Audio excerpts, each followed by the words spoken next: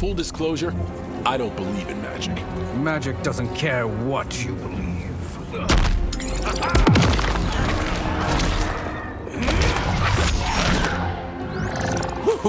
Suck on that! Sorry.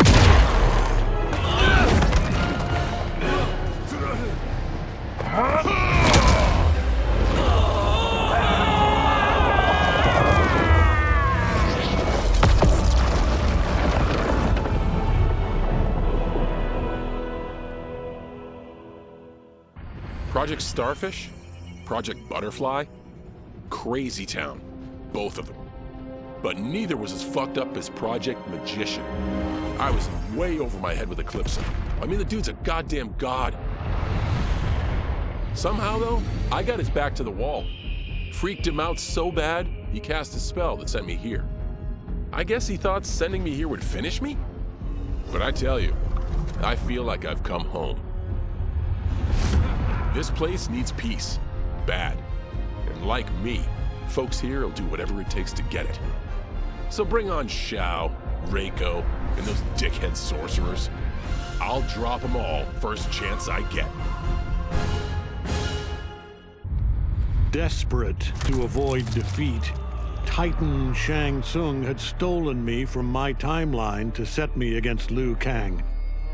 He assumed a Viltrumite would shift combat in his favor. Shang Tsung was right, of course, but he was blinded by ambition and failed to consider that my only true loyalty is to the Viltrum Empire. In my home timeline, my mission to pacify Earth for Viltrum had been left incomplete. I thought I could redeem myself by delivering this new timeline. New realms, new species, all ours for the taking. For a few years, annexing realms satisfied the Empire's hunger for conquest.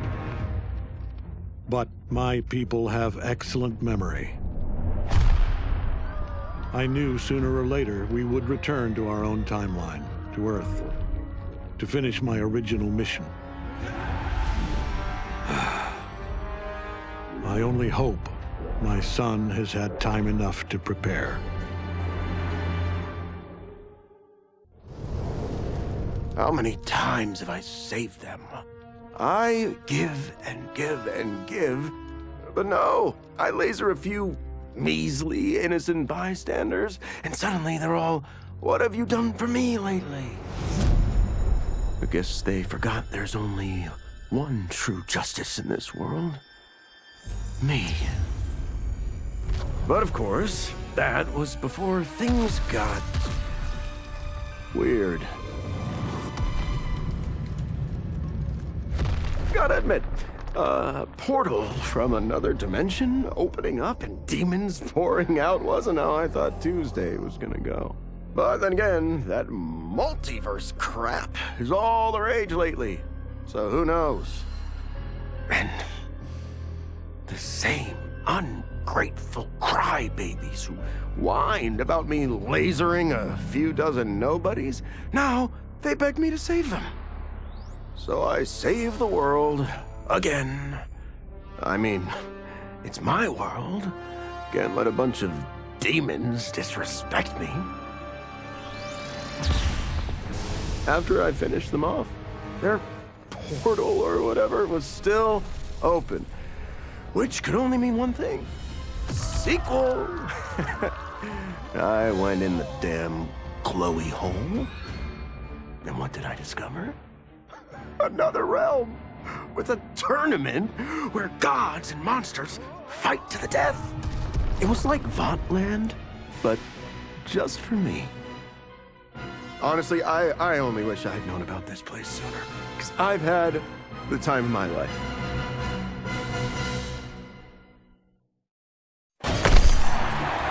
You will not see the end of this day.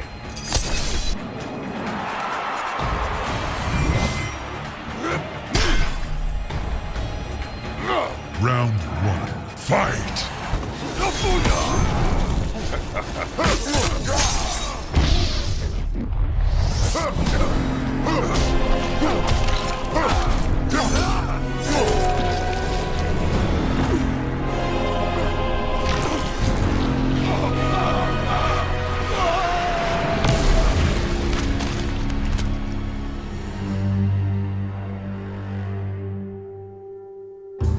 Freddy Krueger's bladed hands tore through Shao Kahn.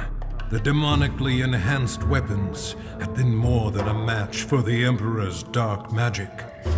Though Freddy had saved Earthrealm, Nightwolf recognized him as an evil spirit, and in a shamanistic ritual, sent him back to the Dream Realm. But that decision proved ruinous.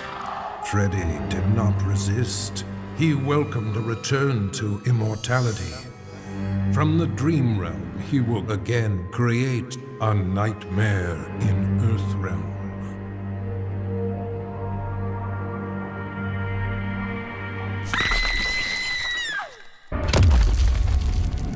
Jason Voorhees.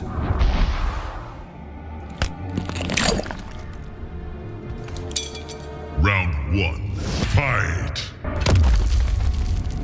Jason Voorhees.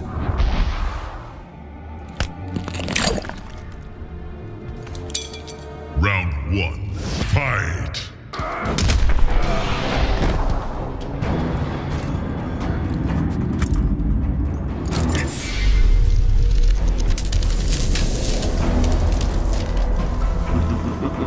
Tremble before me as I absorb Earthrealm's power.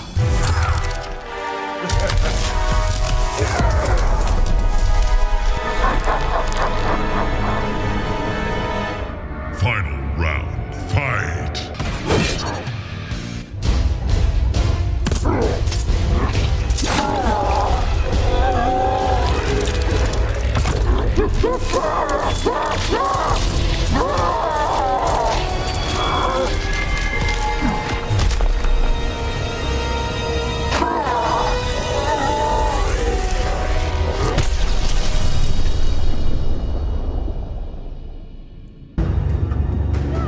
Like Scorpion, Jason Voorhees was a revenant. A vengeful spirit returned to life. Hundreds had fallen victim to his bloodlust. Liu Kang, now ruler of the Netherrealm, took notice. An immortal killer like Jason would be useful in his plans for conquest. He drew Jason into the Netherrealm and offered him an endless bounty of slaughter in return for his allegiance. Jason's simple reply was to destroy Liu Kang.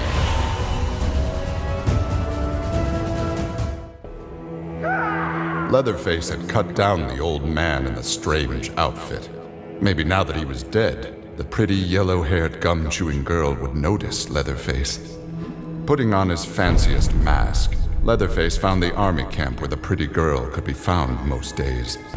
He had to cut through a few guards and more than a few of her friends to get to her, but it was worth it. He pulled out the old man's face, which he'd saved for the girl as a present.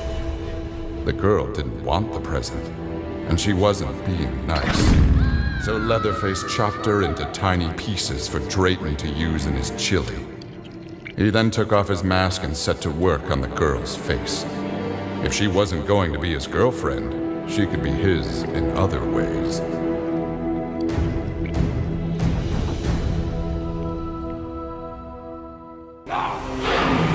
The alien tore through Shinnok's flesh, reducing him to a bloody pulp.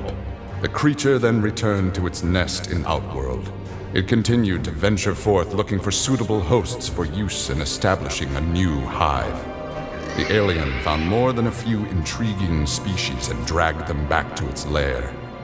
Once a queen had been spawned, the alien's new hive multiplied quickly and spread unchecked throughout the realm.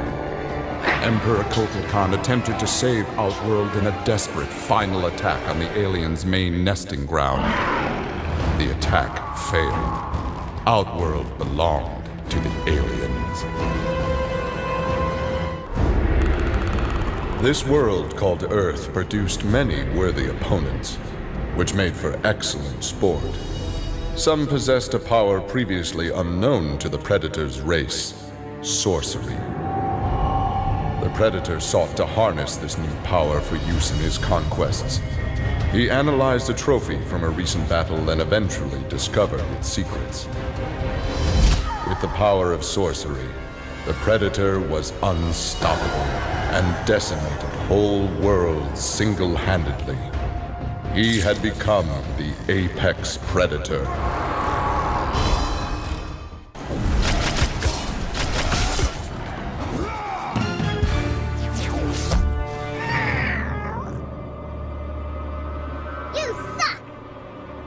Kratos wins. Babality.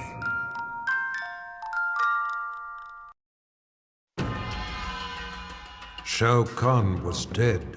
The god of war had prevailed.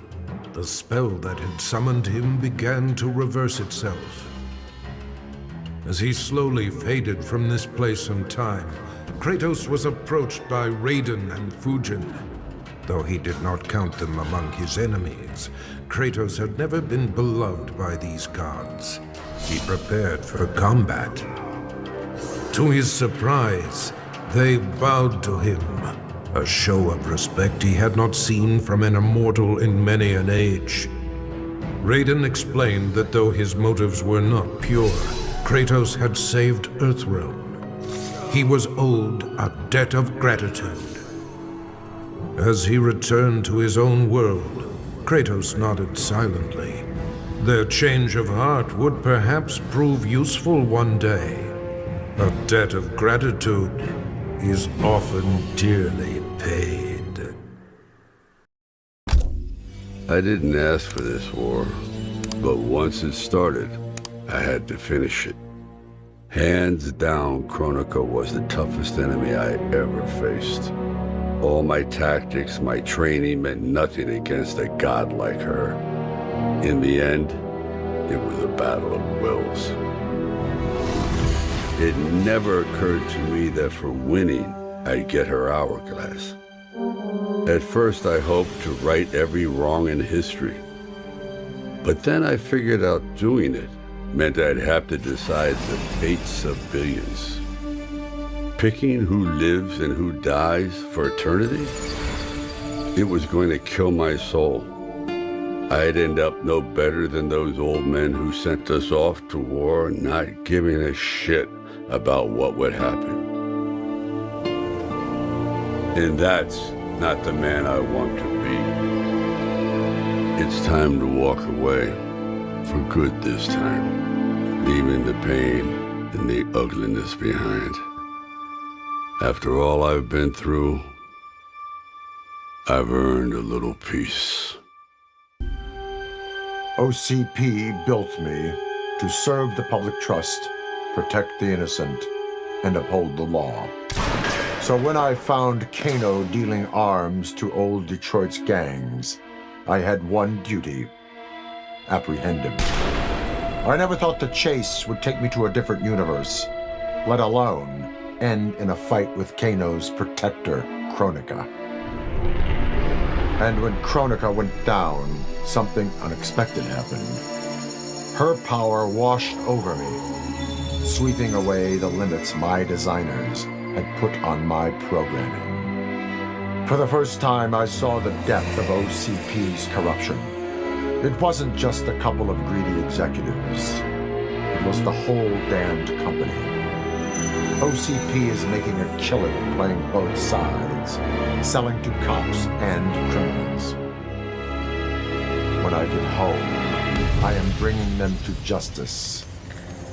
It will not be fast or easy. OCP has too much cash and too much firepower for me to clean things up alone. It is a good thing this will be an interagency effort. Welcome to the future of law enforcement. It was an epic accident that brought the Terminator here, rather than to his own Earth's past. But it didn't take long for him to adapt.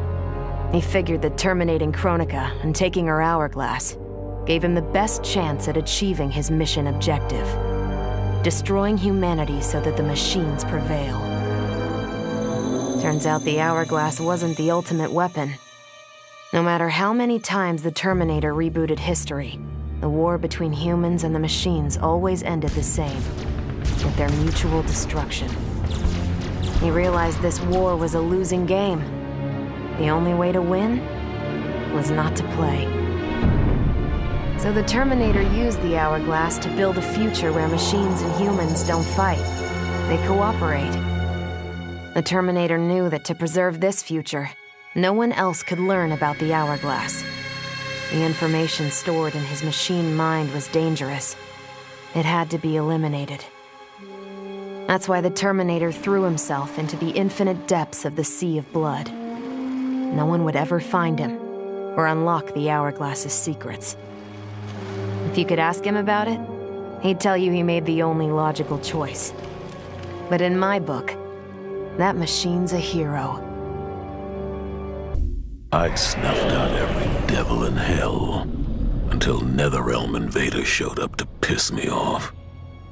It would have cost a lot of power fighting them alone. But they were being hunted by my new friends.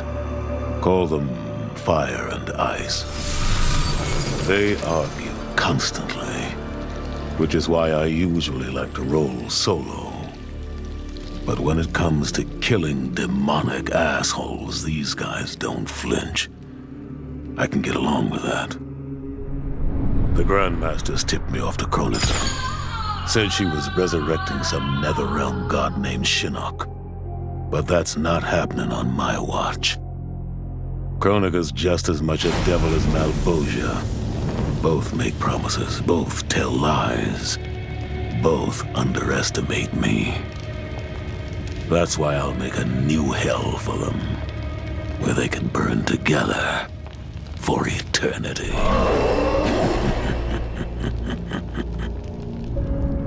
The Netherrealm's locked down, but there's still 8 hells left to purge.